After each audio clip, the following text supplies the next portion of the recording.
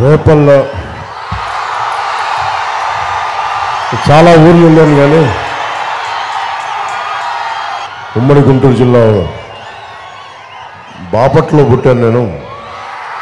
గత ఎన్నికలకు కూడా రాలేకపోయాను. ఈసారి అదృష్టం నాకు లభించింది. మేబీ రేపల్లకి రాలేదని అనుకుంటా, నాకు అవకాశం ఇవ్వలేకపోయింది పోయినసారి.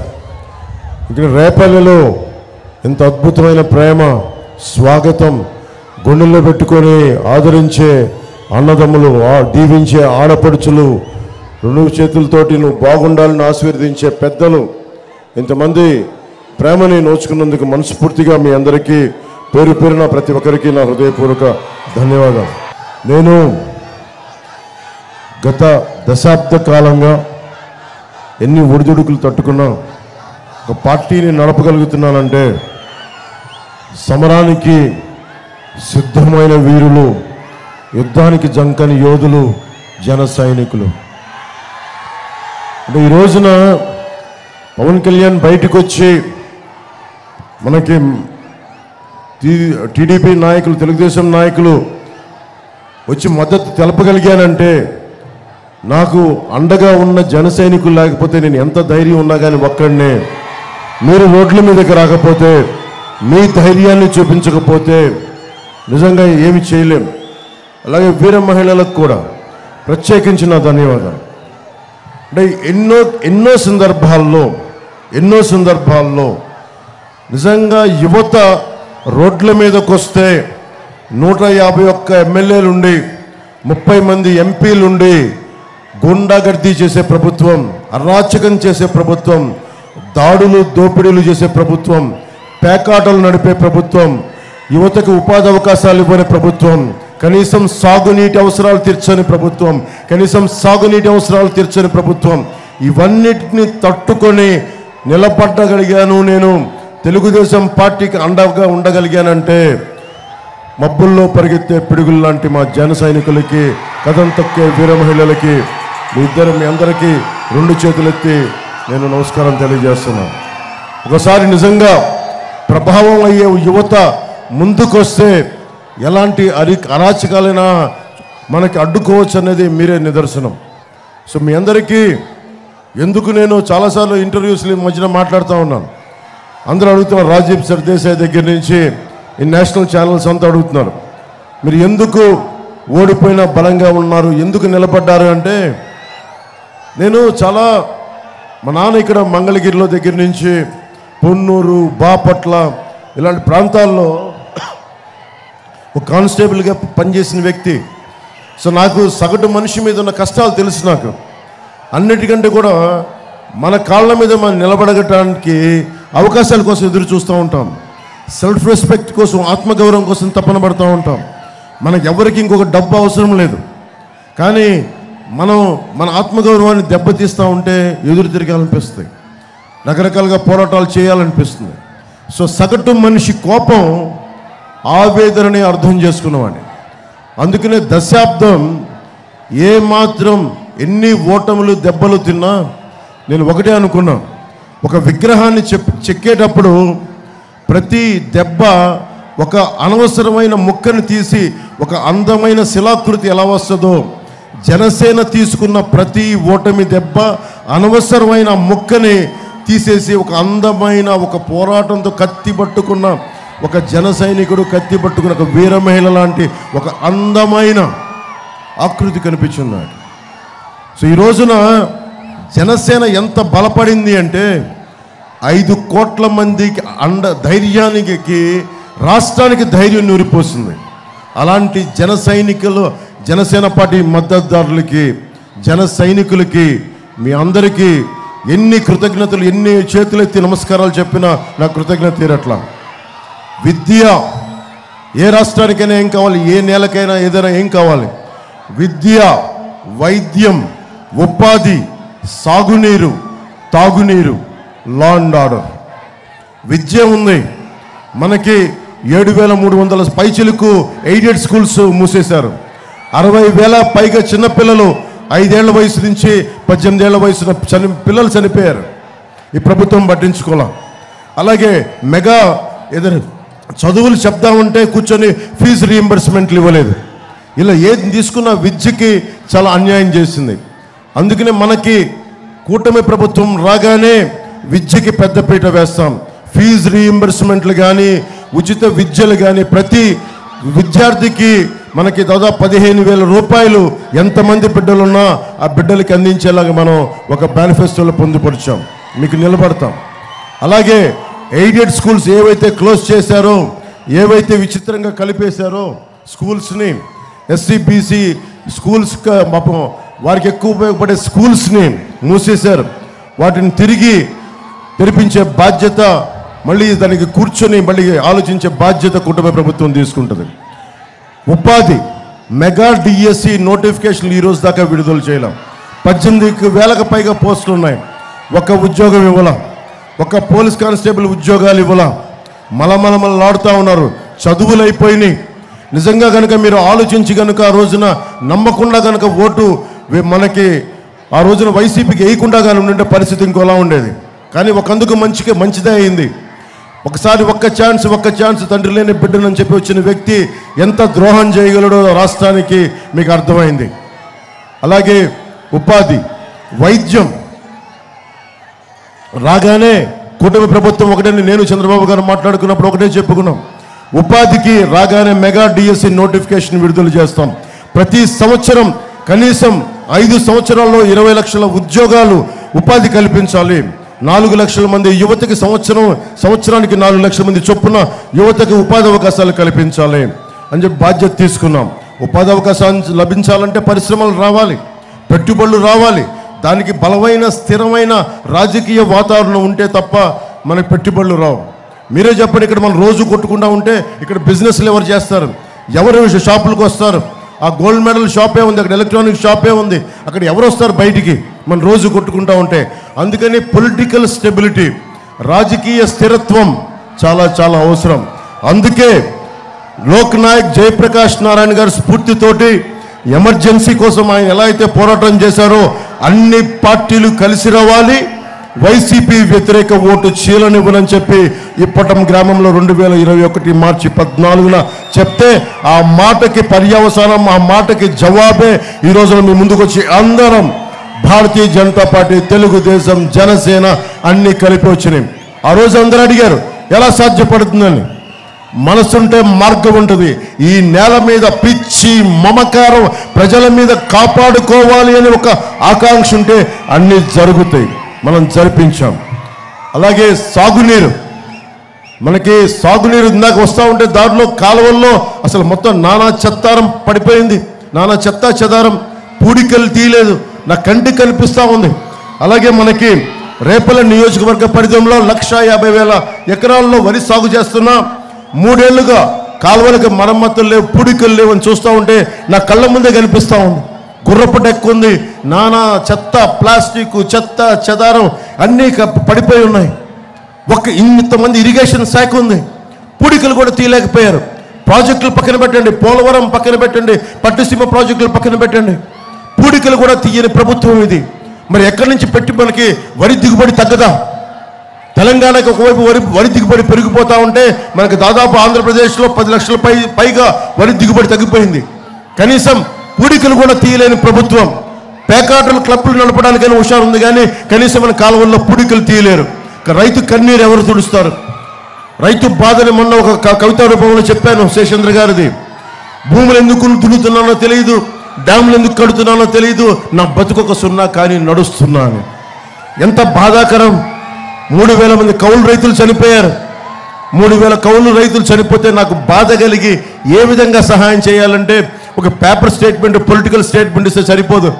నా వంతు నేను ఏదైనా చేయగలనా అని చెప్పి పార్టీ తరపు నుంచి, నా తరపు నుంచి ఒక్కొక్క రైతుకి 1,00,000 రూపాయలు చొప్పున అందరికి ఇచ్చుకుంటే వెళ్ళాం మేము. నిజంగా ఒక ఎకరం రైతు నాకు రైతాంగం చెప్తా ఉన్నారు, అన్నీ బాగుంటే ఒక్కొక్క రైతుకి 25,000 నష్టం, కౌలు రైతుకైతే 35,000 నుంచి 45,000 నష్టం. ఎప్పుడు గిట్టుబాటు ధర వస్తుంది? ఎప్పుడు లాభసాటి ధర వస్తుంది? ఎప్పుడు ధరల స్థిరీకరణ నిధి నుంచి అండగా నిలబడతా ఉంటే పొలిటికల్ స్టెబిలిటీ కావాలి, అందరం కలిసికట్టుగా ఉండాలి. ఇదేదో జనసేనకో, తెలుగుదేశంకో, చంద్రబాబు నాయుడు గారికో, లేదంటే భారతీయ జనతా పార్టీకో, నాకో కాదు. ఇది రాష్ట్ర 5 కోట్ల మంది ప్రజలు కావాలి అంటే అనగానే సత్యప్రసాద్ గారు లాంటి వాళ్ళు కలుపుకెళ్ళాలి, అలాగే మన చంద్రశేఖర్ గారిని కలుపుకెళ్ళాలి. వీళ్ళందరికీ ఎందుకు? నేను ఒకటే అనుకున్నా, నేను బతికుండగా ఈ రాష్ట్రానికి అన్యాయం జరగనివ్వను, తెలుగు ప్రజల ఐక్యతకి అన్యాయం జరగనివ్వను, భారతదేశ సమగ్రతకి అన్యాయం జరగనివ్వను, భంగం వాటిల్లనివ్వను. పొలాల్లో నిలిచిపోయిన డ్రైన్లు పారుదల గాక కుళ్ళిపోతా ఉంది. ఇక్కడ ఒక్క మన రేపల్లి సమస్య కాదు, ఏ మూలకెళ్ళిన ఇదే సమస్య.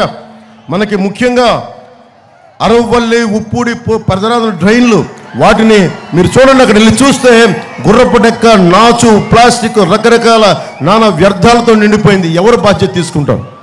ఎవరు మాట్లాడతారు? మనకి బాధ్యత గల నాయకులు కావాలి. కూర్చున్న ఎమ్మెల్యేలు తెలంగాణ నుంచి, కర్ణాటక నుంచి ఇళ్ళకొచ్చి ప్యాకాట క్లబ్బులు నడిపించడం తప్ప వీళ్ళకి డ్రైన్లు పొడ్చాలని, డ్రైన్లు శుద్ధి చేయాలని బాధ్యత లేదు వీళ్ళకి. ఎంత దారుణంగా ఉంది పరిస్థితి. అరే, అన్నం పెట్టే రైతుకి అండగా లేని కాడికి ఎందుకు? మరి చుట్టుపక్కల మన జీవనదులు బోల్డన్ ఉన్నాయి, మనకి ఇన్ని పంట కాలువలు ఉన్నాయి, ఇన్ని ఇరిగేషన్ ప్రాజెక్టులు ఉన్నాయి, ఇంకా తాగునీటికి సమస్య ఉంది. ఏ నియోజకవర్గంకి వెళ్ళు తాగునీటి సమస్య. ఒక జల్ జీవన్ మిషన్ కేంద్ర ప్రభుత్వానికి ఉంది, ప్రధానమంత్రి గారు స్టార్ట్ చేసింది. ప్రతి ఇంటికి రక్షిత మంచినీరు కుళాయి కావాలని నిధులు వచ్చినాయి, 100 కోట్ల నిధులు వచ్చినాయి. ప్రతి నియోజక జిల్లాకి డబ్బులు సద్వినియోగం చేయాల, దాంట్లో డబ్బులు కొట్టేద్దాం అనుకుంటున్నారు తప్ప ఒక్కొక్క ఇంటికి ఒక కుళాయి పెట్టాలి. డబ్బులు వస్తున్నాయి, డబ్బులు ఉన్నాయి. అరే, అన్ని మాటల మీద వెనక్కి తీసుకొని కనీసం తాగునీటి అవసరాలు కూడా తీర్చలేని ప్రభుత్వం. రేపల్లె ఒక సముద్ర తీరం ప్రాంతం, ఎంత గొప్పగా డెవలప్ చేయొచ్చు, ఎంత గొప్ప పర్యాటక కేంద్రంగా తయారు చేయొచ్చు. కానీ ఇది పేకాటకి కేర్ ఆఫ్ అడ్రస్గా అయిపోయింది. పేకాటకి యువతకి మనం ఏం చెప్తాం? పేకాటక. అటు మనం గుడివాడికి వెళ్తే పేకాట క్లబ్లు, బందరికి వెళ్తే పేకాట క్లబ్లు, అటు ఉత్తరాంధ్ర వెళ్తే పేకాట క్లబ్లు, మట్టి మాఫియాలు, దోపిడీలు, దాడులు తప్ప ఒక్క అభివృద్ధి లేదు. మాట్లాడదామంటే భయపెడతారు, నోరు తెరుద్దామంటే గొంతులోకేద్దామంటారు.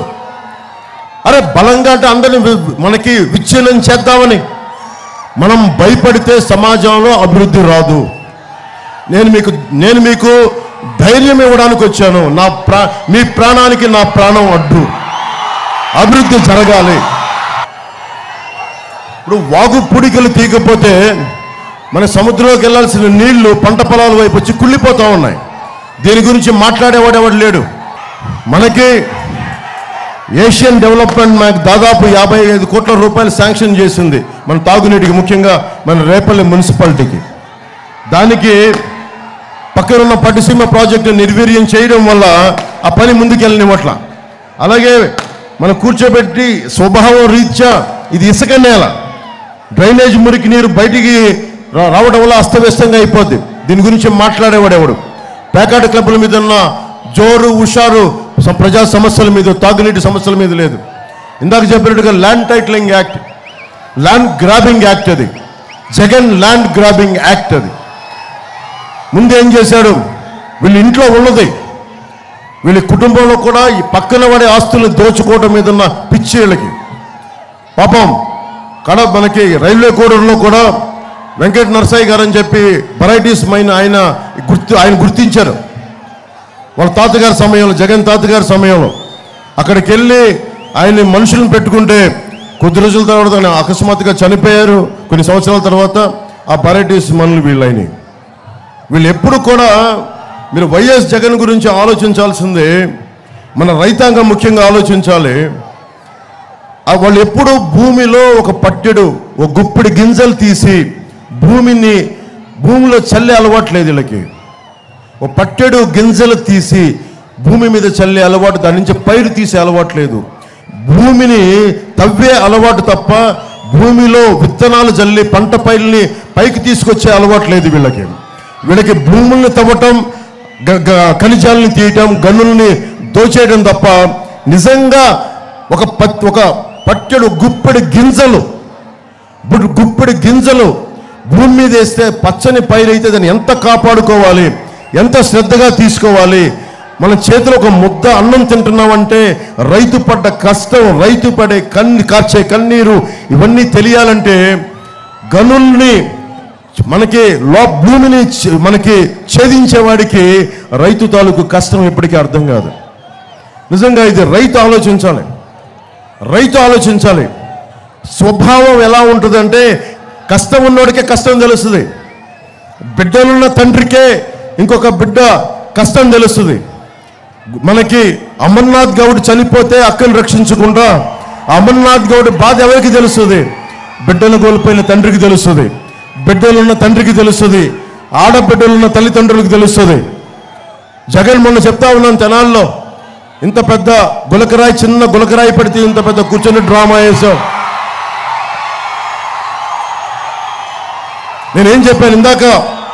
లా అండ్ ఆర్డర్ అని చెప్తున్నాను. లా అండ్ ఆర్డర్ ఎంత కావాలి, ఎంత అవసరం అంటే ఈ వెనకున్న రేపల్ల స్టేషన్ వెనకాలే కదండి, రేపల్ల రైల్వే స్టేషన్. ఇక్కడ నేను అప్పుడు అనిత గారు హోమ్ మినిస్టర్ పాపం ఒక మహిళని భర్త ముందు దారుణంగా అగౌరవపరిచి మానానికి భంగం కలిగిస్తే బాధ్యత ఉన్న ఒక హోంమంత్రి ఏం మాట్లాడాలండి? ఏం మాట్లాడాలి? శిక్షలు పడాలి, పట్టుకోవాలి. అప్పటిగా ఒకటో రెండో రేపులు జరుగుతాయి అంటారు ఆవిడ. ఆ ఒక్క మాట పర్యవసానం మీరు ఎంత ఊతమిస్తుంటే మనందరం ఆలోచించాలి. నాయకులు చాలా బాధ్యతతోటి నాలుక మీద నియంత్రణతో మాట్లాడాలి, ఒళ్ళు దగ్గర పెట్టుకొని మాట్లాడాలి. ఆ రోజు రేపల్ల స్టేషన్లో జరిగిన ఒక దారుణమైన సంఘటన శిక్ష పడి ఉంటే అమర్నాథ్ని అక్కని ఆ ఆడబిడ్డని ఏడిపించడానికి సాహసం చేసేవాళ్ళు కాదు. అంటే ఒకటి రెండో జరుగుతాయి, క్రిమినల్స్ రాజ్యాలు వెళ్ళొచ్చు, తప్పులు జరిగితే ఏదైనా అయిపోవచ్చు, మనల్ని ఎవరిని ఏం చేయలేని ఒక భరోసా. అమర్నాథ్ వాళ్ళ అక్కని స్కూల్కి వెళ్తూ ఉంటే ఏడిపిస్తే అమర్నాథ్ 15 ఏళ్ళ బిడ్డ, ఆ కుర్రవాడు అమర్నాథ్ గౌడ, అమర్నాథ్ బీసీయా ఎస్సీయా కాదు, ఇవన్నీ కాదు. ఆ బీసీకి జరిగిన అన్యాయం వీటన్నిటికంటే మించి కూడా అరే నిండు 100 ఏళ్ళు బతకాల్సిన బిడ్డ అమర్నాథ్. నిండు 100 ఏళ్ళు ఎవడైనా ఏం దీవిస్తాం?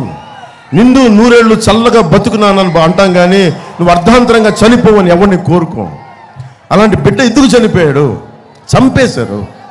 రోడ్డు మీదకి వచ్చి అక్కని చడాయిస్తూ ఉంటే, ఏడిపిస్తూ ఉంటే వచ్చి మా అక్కని ఏడిపించొద్దు అని అన్న మాటకి కోపం పెట్టుకొని చేలల్లోకి తీసుకెళ్ళి, జొన్న చేలల్లోకి, ఆ చెరుకు చేలల్లోకి తీసుకెళ్ళి కూర్చొని పెట్రోల్ వేసి కాల్ చేశారంటే నేను ఇదే బాధ చెప్పాను. ఎంత బాధ కలిగిందంటే చిన్నప్పుడు నేను మార్షల్ ఆర్ట్స్ నేర్చుకునేటప్పుడు నిప్పు మంటలతో కొట్టించుకునేవాడిని.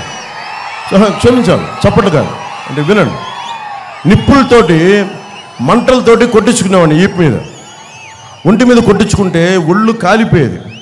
ఈ రోజుకి నా ఏళ్ల మీద కాలిపోయిన ముద్రలు ఉంటాయి, శరీరం కాలిపోయింది. అంటే ఒక చిన్నపాటి నూనె చుక్క వంట చేసేటప్పుడు పడితేనే గిలగిల్లాడిపోతాం. అలాంటిది ఒక 15 ఏళ్ళ బిడ్డ చేసిన తప్పు ఏంటంటే మా అక్కని ఏడిపించకండి అన్నందుకు జొన్న చేలలోకి తీసుకెళ్ళి పెట్రోల్ వేసి అంటించేశారు. ఆ బిడ్డ ఎంత ఏడుపు ఏడ్చుంటాడో, ఎంత ఆత్మ ఎంత క్షోభించి ఉంటుందో మనం ఊహించుకోలేం. గుండె పూడుకుపోద్ది, నా గొంతు పూడుకుపోద్ది. నాకు ఎంత ఏడుపు వస్తో. ఏంటి దీనికి అంటే law and order issue. Law and order ఇది బలమైన మంత్రులకు కానీ, బలమైన హోంశాఖ బలమైన అధికారులకే, ఒక ఎస్ఐకే నువ్వు రౌడిజం కంట్రోల్ చెయ్యంటే నేను మీకు చెప్తున్నాను 2 వారాల్లో ప్రతి రౌడీ ఎదవని మక్కలు ఇరగ్గొట్టి కింద సెల్లో కూర్చోబెడతాం. ఎస్ఐకి ఉంది, ఒక సబ్ ఇన్స్పెక్టర్ పోలీసుకు ఉంది. నువ్వు పోలీసులను పని చేయనిస్తే కదా. ఎంతసేపు రౌడీలు వెనకేసుకురా, అమ్మాయిలు ఏడిపించేవాళ్ళు వెనకేసుకురా, దాడులు చేసేవాళ్ళు వెనకేసుకురా అంటే ఇలాగ ఉంటుంది ప్రభుత్వం. మనం ఎందుకు భయపడాలి? మాట్లాడితే చంద్రబాబు గారిని జైల్లో పెడతారు. చంద్రబాబు గారు నాకే స్నేహితులు కాదు, బంధువు కాదు. అరే ఒక సీనియర్ రాజకీయ నాయకుడు, చాలా దశాబ్దాలుగా పాలిటిక్స్ని హ్యాండిల్ చేసిన వ్యక్తి. పాలసీ విభేదాలు ఉంటాయి, పొలిటికల్ విభేదాలు ఉంటాయి. అంత మాత్రాన్ని కూర్చొని అంత దారుణంగా చేసామని కాదు కదా. పోలీస్ శాఖ కూడా అధికారులు కూడా చట్టం సమానంగా జరిగే పని చేయదు. ప్రతిసారి చెప్తాను, బలంగా ఉన్న వాళ్ళకేమో చాలా బలహీనంగా పనిచేస్తే చట్టాలు, బలంగా ఉన్న వాళ్ళకి బలహీనంగా పనిచేస్తే చట్టాలు, బలహీనంగా ఉన్నారు అమర్నాథ్ లాంటి వాళ్ళ మీద చాలా బలంగా పనిచేస్తాయి చట్టాలు. గొంతు తెరవండి చంపేస్తారు, ఏదైనా మాట్లాడండి కేసులు పెట్టేస్తారు, ఏదైనా మాట్లాడండి అటెంప్ట్ మర్డర్ కేసులు పెట్టేస్తారు. ఎవడు ఎదురు తిరగాలి, ఎందుకు మాట్లాడాలంటే అనేది మన ప్రజాస్వామ్యం. ఇది ప్రజాస్వామ్యంలో మీరు రోడ్ల మీదకి వచ్చి గొంతెత్తకపోతే ఈరోజు నేను ఓట్ల కోసం అడగట్లా, ఓట్ల కోసం తపన పడట్లా, మీ భవిష్యత్తు కోసం తపన పడుతున్నా, మీ బంగారు భవిష్యత్తు కోసం అదే అన్నం పండించే రైతు బాగుండాలని కోరుకుంటున్నా. కనీసం ఉపాధి అవకాశాలు ఏమి పక్కన పెట్టి తాగునీరు కావాలి. ఆక్వాతో నిండిపోయింది, వ్యర్థాలతో నిండిపోయింది. ఆక్వా డబ్బులు కావాలి, ఆక్వాతో మొత్తం లోపలికి వెళ్ళిపోయింది, మొత్తం భూమి నీరు కలుషితం అయిపోయింది. కనీసం రక్షిత మంచినీరు కావాలి. మట్టి దవ్వేస్తూ ఉన్నారు. ఎక్కడికెళ్ళి మనకు మడడవులు రక్షణ, రేపల్లికి మడడవులు రక్షణ, తుఫాన్లు రాకుండా ఆపుతాయి. అలాంటి మడడవులను కూడా మనకి ఛేదించి తీసేసి తీర ప్రాంతానికి రక్షణ లేకుండా చేస్తున్నారు. ఏదైనా మాట్లాడితే కూర్చోబెట్టి అమర్నాథ్ గౌడ్ చనిపోతే మోపిదేవి వెంకటరమణ గారు వచ్చి 10 లక్షల రూపాయలు క్యాష్ పట్టుకొచ్చేలా చూపిస్తారు. ఏమర్థం చేసుకుంటాం అంటే ఒక 15 ఏళ్ళ బిడ్డ ప్రాణం 10 లక్షల రూపాయల. ఒక కొండని కిందకి లాగేసి ఒక నిలువున ఒక చెట్టుని నరికేస్తే ఆ చెట్టుకు వెల కట్టగలవా? ఒక ప్రాణానికి వెల కట్టగలవా? 10 లక్షల రూపాయలు ఇచ్చి క్యాష్ ప్రభుత్వం చెక్ ఇస్తుంది. 10 లక్షల రూపాయలు క్యాష్ తీసుకొచ్చి వాళ్ళ తల్లిదండ్రుల మీద బీదవాళ్లే వాళ్ళని తీసుకొచ్చి ఇలా అంటే వాళ్ళు ఏంటి టెంప్ట్ అయిపోతారన్నా, లొంగిపోతారన్నా, వాళ్ళు చీకొట్టారు డబ్బు తల్లిదండ్రులు ఇద్దరు. ఎందుకంటే న్యాయం జరగాలి మా బిడ్డకని. నేను లా అండ్ ఆర్డర్ నేను చెప్తున్నాను మీకు, కూటమి ప్రభుత్వం చాలా బలమైన లా అండ్ ఆర్డర్ సిచ్యువేషన్ తీసుకొస్తుంది. ఒక్క ఆడబిడ్డకు కానీ ఎవరికైనా సరే అన్యాయం జరిగితే హోంమంత్రికి సంబంధం లేదు, ఒక బలమైన కానిస్టేబుల్ కూడా వాళ్ళని ఎదిరించే స్థాయికి అంత బలోపేతం చేస్తాం పోలీస్ వ్యవస్థని. నిజాంపట్నం పోర్టు మనకి నిజంగా కానీ పూర్తి చేస్తే ఎంత అభివృద్ధి ఉంటుంది, ఎన్ని ఉపాధి అవకాశాలు వస్తాయి. ఇవన్నీ చేయాలంటే చాలా గ్రేట్ స్టెబిలిటీ కావాలి మనకి. ఆ స్టెబిలిటీ కోసం రావాలి అంటే నేను కూర్చొని ఎందుకు తపన పడుతున్నానంటే ఓటు చేయకూడదని అనుకున్నా. అంటే రాష్ట్ర విభజన తర్వాత మనందరం విడివిడిగా కొట్టుకుంటూ ఉన్నాం, అందరం కలిసి ఉండాలి. 2014 నుంచి నా తపన ఇదే. అందరం కలిసి ఉంటే తప్ప, మెజారిటీ పార్టీలు కలిసి ఉంటే తప్ప మన గ్రామాలు మీరు చూడండి. ఆ రోజు నేను చంద్రబాబు గారికి అండగా ఉండగానే ఎంత బలమైన ఒక ప్రశాంతమైన వాతావరణం వచ్చింది. ఇంకా ఈ సమాజంలో సాటి మనిషి కోసం నిలబడగలిగే వాళ్ళు ఒక సమూహం ఇంకా ఉంది అని ఒక భావన కలిగేది. ఇది నేను ఆయనకి చేసింది కాదు, అది మనందరికీ మనం చేసుకున్నది. అరే నీ కష్టం ఉంటే నేను వస్తా, ఈయన కష్టం ఉంటే ఇదిగో ఆయన వస్తారు, నేను వస్తాం. ఇలా ఒకరికొకరు. అమర్నాథ్ గౌడ్ కుటుంబానికి కష్టం వస్తే మేము బయటకు వస్తాం. ఇది ఒక కుటుంబం, ఒక వ్యక్తి సమస్య కాదు, మన నేల సమస్య, మన జాతి సమస్య, మన ఆంధ్రప్రదేశ్ సమస్య. ఇది సూర్యలంక దగ్గర ఉన్న సుమారుగా 95 చదరపు కిలోమీటర్లు మడడవుల్ని ఆక్రమించి చెరువులు తవ్వేస్తూ ఉన్నారు. 1 ఎకరం కాదు, 2 ఎకరాలు కాదు, 95 చదరపు కిలోమీటర్లు. ఇప్పటికీ 1500 హెక్టార్లు తవ్వేశారు. ఎందుకని తపన పడుతున్నావు అంటే నువ్వు మడ అడవుల్ని సృష్టించలేవు, నువ్వు మడ అడవుల్ని సృష్టించలేవు. అవి తీర ప్రాంతానికి కోటలవి, మన ఇమ్యూనిటీ లాగా, శరీరానికి ఇమ్యూనిటీ లాగా అవి తీర ప్రాంతానికి కోటలవి. తుఫాన్ల సమయంలో అవి కోటలవి. అలాంటిది మడ అడవుల్ని కొట్టేస్తూ ఉంటే చూస్తూ కూర్చున్నామంటే యంత్రాంగం ఏం చేస్తుంది? ఎంత మట్టి తింటారు? తెలంగాణలో ఒక సామెత చెప్తారు, ఎవడైనా సరే భూమికి బాకీ ఉన్నాడని. నువ్వు ఎంత మట్టిని తినే చివరికి ఎవడైనా సరే, వైసీపీ వాడైనా సరే, మీరు మట్టిలో కలిసిపోవాల్సిందే. మీరు ఎక్కడికి వెళ్ళలేరు. మీరు అడ్డగోలుగా దోపిడీ చేస్తూ ఉంటే చూస్తూ ఊరుకో. మా లాంటి వాళ్ళు ఇంకా బతికే ఉన్నాం. పవన్ కళ్యాణ్ లాంటి జన సైనికులు మేమందరం ప్రజాస్వామ్యానికి పరిరక్షకులుగా మేమందరం బతికే ఉన్నాం, నిలబడతాం. రాజకీయ మనకి లబ్ధికి అతీతంగా ఈ దేశం కోసం చచ్చిపోయే వాళ్ళు ఇంకా బతికే ఉన్నాం.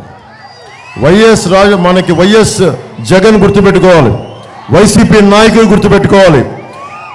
ఇదో కూల్చేవాడు ఉంటే కట్టేవాడు ఉంటాడు, దోపిడీ చేసేవాడు ఉంటే దోపిడీని నిలువరించేవాడు ఉంటాడు.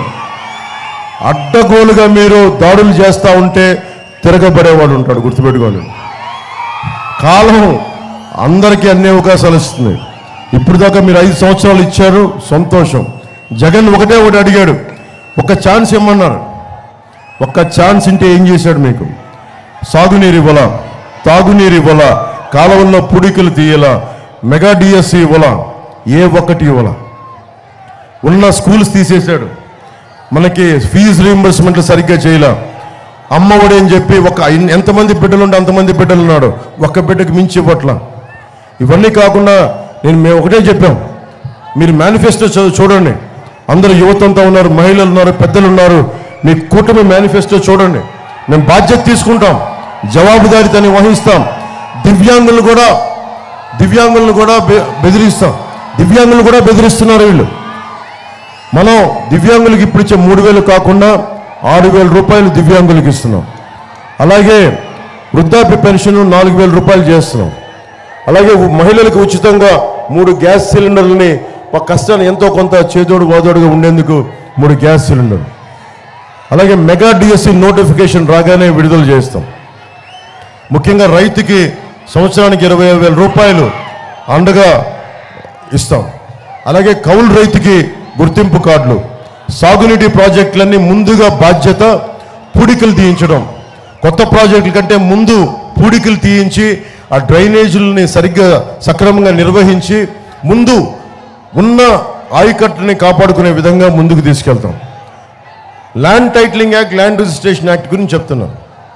వీళ్ళు భూమి మీద పిడికిడి గింజలేసి పైరుని పండించేవాళ్ళు కాదు. వీళ్ళు ఒక గింజ దాటి చెట్లు పెంచేవాళ్ళు కాదు.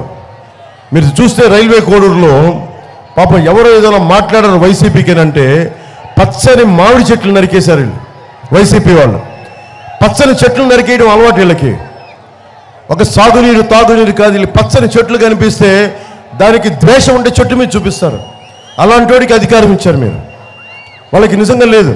ల్యాండ్ టైటిలింగ్ యాక్ట్ ఏంటంటే మీ ఆస్తుల మీద మీకు కంట్రోల్ ఉండదు.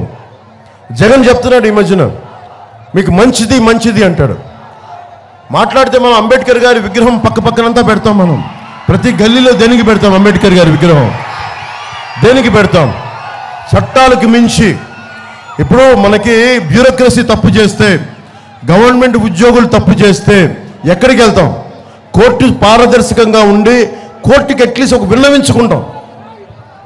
ఇది నాని పాల్కీవాలా గారు కూర్చోబెట్టి ఇది ప్రాథమిక హక్కుల ఉల్లంఘన అని చెప్పి ఎక్కడో కేరళలో ఒక మఠాధిపతికి ఆయన భూమిని ప్రభుత్వం, అప్పుడున్న కేరళ ప్రభుత్వం తీసుకుంటానంటే ఒకడి హక్కుని నువ్వు కాలు రాసెత్తి వాడి భూమిని వారి సంక్రమించిన హక్కును తీయడానికి లేదని దాదాపు 15 మంది హైయెస్ట్ ఇప్పుడు దాకా భారతదేశంలో ఆయన వాదించి ఎవరి ఆస్తులు ప్రాథమిక హక్కు అని చెప్పిన వ్యక్తి. అలాంటి అంత వాదించిన వ్యక్తి మనకి రక్షణ కల్పించాడు. మన రాజ్యాంగం చదువుతాం, కానీ మీరు అర్థం చేసుకోవాల్సింది కోర్టు పరిధిలో లేకుండా చేశాడు. ఇక్కడ బిల్డింగ్ ఉంది, ఇక్కడ Subhadra electricals hardware plywood furniture అని చెప్పి రాసిన బిల్డింగ్ ఉంది. అలాగే ఇక్కడ కూర్చోబెట్టి పరమపద వాసిని శ్రీమతి తలవర్తి గారి బంగ్లా ఉంది, అక్కడ మురళీప్రియ కాంప్లెక్స్ ఉంది. ఇవి అక్కడ కూర్చోబెట్టి ఇవన్నీ కాంప్లెక్స్లు ఉన్నాయి. వీటన్నిటికీ ఏముంటాయి? మనకి పత్రాలు ఉంటాయి, ఒరిజినల్ డాక్యుమెంట్స్ ఉంటాయి, స్టాంప్ పేపర్లు ఉంటాయి. ఈ స్టాంప్ పేపర్లు ఏం చేస్తారు? రేపు పొద్దున ఇంకో బిల్డింగ్ లేపుకోవాలి, ఇంకో ఫ్లోర్ లేపుకోవాలి, డబ్బులు లేవంటే కూర్చోబెట్టి ఏం చేస్తారు? వాళ్ళు కూర్చోబెట్టి బ్యాంకులకు వెళ్తారు. బ్యాంక్ ఏం అడుగుద్ది? మాకు ఒరిజినల్ డాక్యుమెంట్స్ ఇవ్వండి అని అడుగుద్ది. ఒరిజినల్ డాక్యుమెంట్స్ ఇస్తే అప్పుడు వాళ్ళు కావాల్సిన లోన్ ఇస్తారు. లేదంటే చిన్న ఇల్లు ఉంది, బిడ్డల్ని పై చదువులు చదివించుకోవాలంటే బ్యాంక్ వాళ్ళు ఏమంటారు? వడ్డీ వ్యాపారులు ఏమంటారు? ఫైనాన్షియల్స్ ఏమంటారు? మీ ఒరిజినల్ డాక్యుమెంట్స్ ఇవ్వంటారు. ఇప్పుడు మనకు ఒరిజినల్ డాక్యుమెంట్స్ ఇవ్వరంటారు. బిడ్డలకి మీరు పెళ్లిళ్ళు చేసి కట్నాలకి వచ్చే వాళ్ళకి మీరు ఆడబిడ్డలకి పసుపు కుంకాలం కింద మీరు ఏమి ఇస్తారు? జెరాక్స్ పేపర్లు ఇస్తారా? జెరాక్స్ పేపర్లు ఇస్తే వాళ్ళు ఒప్పుకుంటారా? నమ్ముతారా? సోషల్ స్ట్రక్చర్ కూడా పాడైపోద్ది. ఇప్పుడు జగన్ ఏదైనా నిజంగా నిజాయితీ పరుడు అనుకుంటే ప్రతి ఆస్తిని తనఖా పెట్టాడు. 25,000 కోట్ల రూపాయల ఆస్తుల్ని ఒక్క వైజాగ్లోనే 25,000 కోట్ల రూపాయల ప్రభుత్వ ఆస్తులను తనఖా పెట్టాడు ఒక విశాఖపట్నంలోనే. నేను రాష్ట్రం అంతా చెప్పట్లా.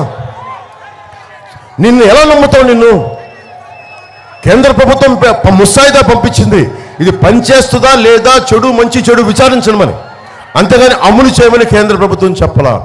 ఒకవేళ కేంద్ర ప్రభుత్వం చెప్పినా కానీ మనం మాట్లాడుకుంటాం, ప్రజలను అడుగుతాం, ఆంధ్రప్రదేశ్ ప్రజలను అడుగుతాం, ఇది మీకు నచ్చిందా లేదా అంటే మీరు నచ్చనప్పుడు ఏం చెప్తాం? కేంద్ర ప్రభుత్వానికి చెప్తాం, ప్రజలకు నచ్చలేదు, మేము దీన్ని తిరస్కరించమని చెప్తాం, దయచేసి మేము తిరస్కరిస్తున్నామని చెప్పాలి. కానీ జగన్కి దీంట్లో చాలా లాభం కనిపించింది. ఏ హక్కులు లేకుండానే ఇళ్లలోకి వచ్చి మన ఆస్తులు లాక్కుంటా ఉన్నారు. దొంగ చేతికి తాళాలు ఇచ్చినట్టు అవుద్ది మనం కూర్చోబెట్టి మీరు ల్యాండ్ టైటిలింగ్ యాక్ట్ మనం ఒప్పుకుంటే. లాయర్లకే సంబంధం లేదంట. మీ ఇల్లుని ఏమన్నా కబ్జా పెడితే పోలీస్ స్టేషన్కి వెళ్ళి నెక్స్ట్ వెళ్ళి గవర్నమెంట్ ఆఫీసర్ దగ్గరికి వెళ్ళాలంట. గవర్నమెంట్ ఆఫీసర్ మీ మనిషి అయితే మాకెక్కడ న్యాయం చేస్తాడు?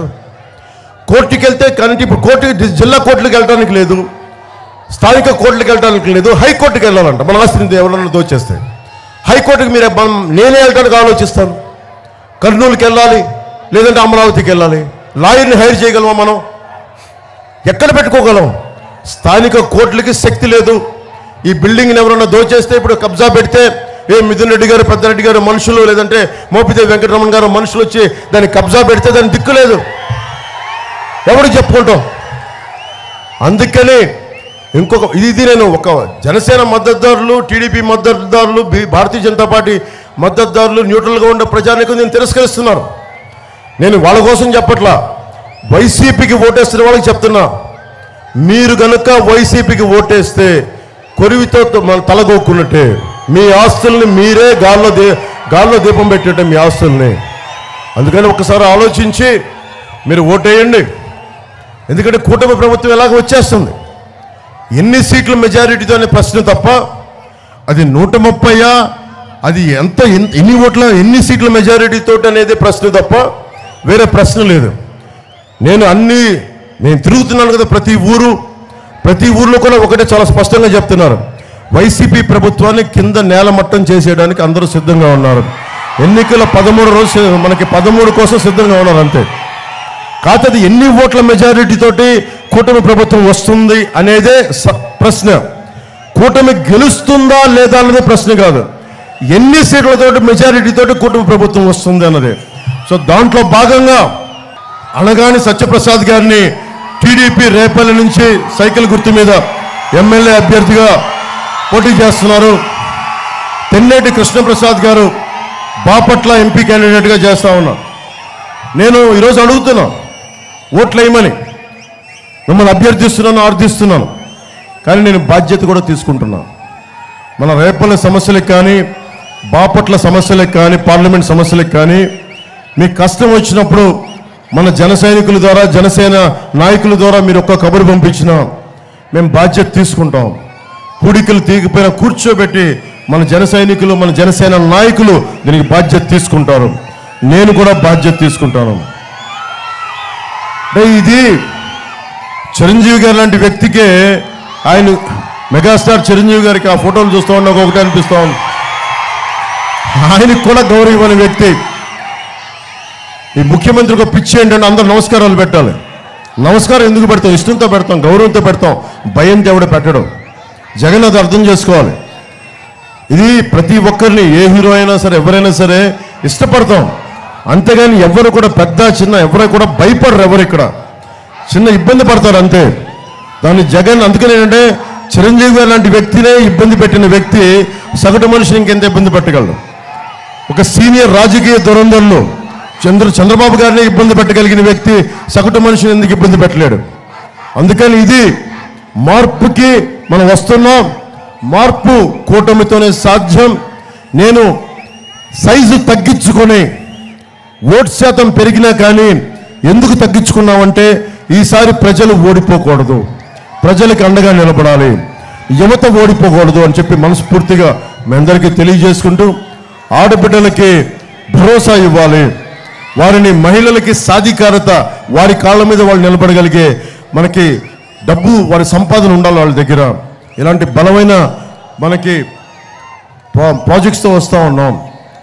మనకి వీటన్నిటిని దృష్టిలో పెట్టుకొని మీరందరూ కూడా ఒకటే గుర్తుపెట్టుకుని 41,000 కోట్ల ఇసుకలో దోచేశారు, 40,000 కోట్ల రూపాయలు మద్యంలో దోచేశారు, సిపిఎస్ రద్దు చేస్తామని చెప్పారు, పోలీసులకి టీఏలు డిఏలు సరెండర్ లీవ్స్ కూడా ఇవ్వలేదు. ఈ రోజు వరకు కూడా నిజంగా ఇబ్బంది పడేలా చేస్తూ ఉన్నారు. కూటమి ప్రభుత్వం రాగానే నేను బలమైన బాధ్యతలు తీసుకునే వ్యక్తుల సమూహం ఇది. అనగాని సత్యప్రసాద్ గారు కానీ, మనకి కృష్ణప్రసాద్ గారు కానీ, అక్కడున్న చంద్రబాబు గారు కానీ, నేను కానీ మేమందరం బాధ్యత తీసుకుంటాం. కష్టాలు ఉంటాయి, అద్భుతాలు మేము రాత్రికి రాత్రి సృష్టించలేము, కానీ నిలబడతాం, పారిపోం. సాగునీరు, తాగునీరు, విద్య, వైద్యం, ఉపాధి, లా అండ్ ఆర్డర్ ఇవన్నీ కూడా చాలా సవ్యంగా తీసుకెళ్తామని తెలియజేసుకుంటున్నాం. అంబటి రాయుడు గారు ఉన్నారు ఇక్కడ, ఆయన కూడా ఇబ్బంది పెట్టాడు. ఒకవైపు మెగాస్టార్ చిరంజీవి గారిని అయితే, ఇంకోవైపు చంద్రబాబు నాయుడు గారిని అయితే, ఇంకోవైపు స్థానిక అందరి రాజకీయ నాయకుల్ని అయితే, ఇంకోవైపు క్రికెటర్ 19 ఏళ్ల వయసులో డబుల్ సెంచరీ కొట్టినాడు. అలాంటి వ్యక్తి పాపం చాలా ఇష్టంగా చాలా ప్రేమతో వెళ్ళాడు. పాపం ఆయనకి రాజకీయాలు తెలియదు, నమ్మాడు. ఆయన జగన్ చాలా ప్రేమగా నిముడతాడు కదా అందరినీ. పాపం నిజం అనుకుని వెళ్తే కూర్చోబెట్టి ఒకటే చెప్పాడు, ఒకటే మాట అన్నాడు నాకు అంబటి రాయుడు గారు, వైసీపీ వాళ్ళకి బానిసలు కావాలి కానీ సమభుజంతో మనకి సగౌరవంగా కూర్చొని ఆత్మగౌరవంతో ఉండేవాళ్ళు అవసరం లేదు. బానిసలు కావాలి, మోచేతి అంబలి తాగేవాళ్ళు కావాలి. అరే మేము మనకి బాబాసాహెబ్ అంబేద్కర్ని గుండెలో పెట్టుకునే వాళ్ళం, గౌరవిస్తాం, నాయకులకి గౌరవం ఇస్తాం, ఆత్మగౌరవాన్ని తాకట్టు పెట్టాం, బలంగా నిలబడతాం, ఎదురిస్తాం. అంబటి రాయుడు గారిని ఎందుకు పెట్టాను ఒకటే అడిగా, యువతకి భవిష్యత్తులో ప్రతి చోట మీరు మాకు ఏముంది కావాలి, స్టేడియంస్ కావాలి. అరే సాయంత్రం పూట సరదాగా బయటికి వెళ్దామంటే ఇంట్లో ఉండే మగ్గిపోయి ఇళ్లలో మగ్గిపోయి ఆడబిడ్డలకి చిన్న పార్కులు లాంటివి కావాలి. ఇంత పెద్ద తీరం ఉంది, సముద్ర తీరం ఉంది, సరదాగా బీచ్లోకి వెళ్ళి కూర్చునే ఫెసిలిటీస్ కావాలి. ఇవన్నీ ఏం లేవు మనకి. తాగునీటికి సాగునీటికి దిక్కు లేదు. ఇవన్నిటికి ఎక్కడ మనం కూర్చొని మనం పనిచేయాలి. యువతకి మీరు నేను వచ్చినప్పుడు వస్తా ఉన్నారు, యువత మీకు స్టేడియంస్ కావాలి, ఉపాధి కావాలి, విద్య కావాలి. ఒక్కొక్కడు ఎలా పరిగెడతారంటే యువత నేను వస్తున్నప్పుడు 10 కిలోమీటర్లు 15 కిలోమీటర్లు చొక్కాలు తీసేసి మరి పరిగెడతా ఉంటే నాకు అనిపిస్తే అరే వీళ్ళందరూ దేశ నిర్మాణానికి ఎంత గొప్పగా పనిచేస్తారు. వీళ్ళు ఈరోజు ఎక్కేస్తా ఉన్నారు, అక్కడ దానిపైన ఎక్కేస్తారు, స్తంభాలకి ఎక్కేస్తారు. నేను దాంట్లో తప్పు అనుకోను. నేను ఏం ఆలోచిస్తానంటే ఇంత శక్తి ఉంది వాళ్ళకి, యువతకి ఇంత శక్తి ఉంది. మీరు ఖనిజాలు, నేను చెప్తాను, మీరు దేశ కళల ఖనిజాలు. మీరు మిమ్మల్ని ఏం చేయాలి, సక్రమమైన మార్గంలో పెట్టాలి, మీకు మంచి విద్యనివ్వాలి, స్కిల్ డెవలప్మెంట్ జరగాలి.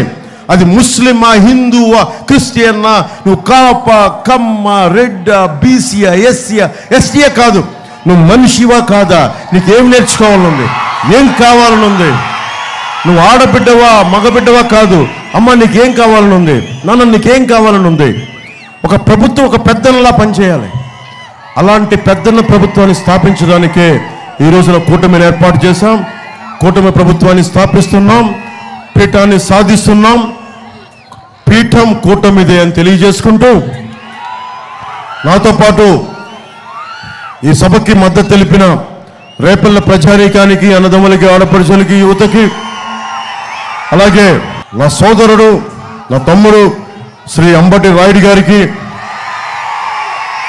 జనసేన పాయింట్ ఆఫ్ కాంటాక్ట్ మత్తి భాస్కర్ గారికి, ఇంకొల్లు మాణిక్యాలరావు గారు Bharatiya Janata Party point of contact గారికి, మా జిల్లా అధ్యక్షులు గాదే వెంకటేశ్వరరావు గారికి, పంతాని మురళీధరరావు గారికి, TDP state organisation secretary Gudapati Srinivasa Rao గారికి, మిక్కిలినేని నాగవంశీ గారికి జనసేన పార్టీ, గంగపోయిన సుధీర్ యాదవ్ జనసేన పార్టీ నాయకులకి, అలాగే అనగాని సత్యప్రసాద్ గారికి, తెన్నేటి కృష్ణప్రసాద్ గారికి ఇంకొక మారు మీ మద్దతు కావాలని కోరుకుంటూ, గెలుపు కూటమిదే, పీఠం కూటమిదే అని తెలియజేసుకుంటూ సెలవు తీసుకున్నాను. మీ అందరూ కూడా ఈ వేసవిలో ఓటు మీరు వేయటం కాదు, మన అంబటి రాయుడు చెప్పినట్టుగా మీరేస్తూ 10 మంది చేత ఓటేయించండి. 10 మంది చేత ఓటేయించండి. అలాగే పొద్దునే ఓటేసేయండి. జనసేన మద్దతుదారులు మన గాజు గ్లాస్ సింబల్ లేదనే అవసరం లేదు. తెలుగుదేశం మనకి ఉన్న, బీజేపీ ఉన్న, మన లేని చోట అది మన కూటమి ప్రభుత్వం, మన ప్రభుత్వం. అది నేను అండగా నిలబడతాను మీ అందరికీ. సో అందరికీ ధన్యవాదాలు తెలుపుకుంటూ ఈ వేసవి కాలంలో మీరు ఆరోగ్యంగా ఉండాలి, జాగ్రత్తలు తీసుకోండి. అందరం నలుగుతూ ఉన్నాం. సో అద్భుతంగా మీ ఆయురారోగ్యం ఉండాలి. మీరందరూ, మీరు మీ కుటుంబ సభ్యులు నిండు నూరేళ్లు ఆరోగ్యాలతో ఉండాలని, వర్ధిల్లాలని కోరుకుంటూ ఆ పరమేశ్వరుణ్ణి, అల్లాని, ఆ జీసస్ని వేడుకుంటూ, ఆ దేవిని, ఆ పరమేశ్వరుని వేడుకుంటూ మీ అందరికీ తెలియజేసుకుంటూ సెలవు తీసుకున్నాను. జై టీడీపీ, జై బీజేపీ, జై జనసేన, జై హింద్.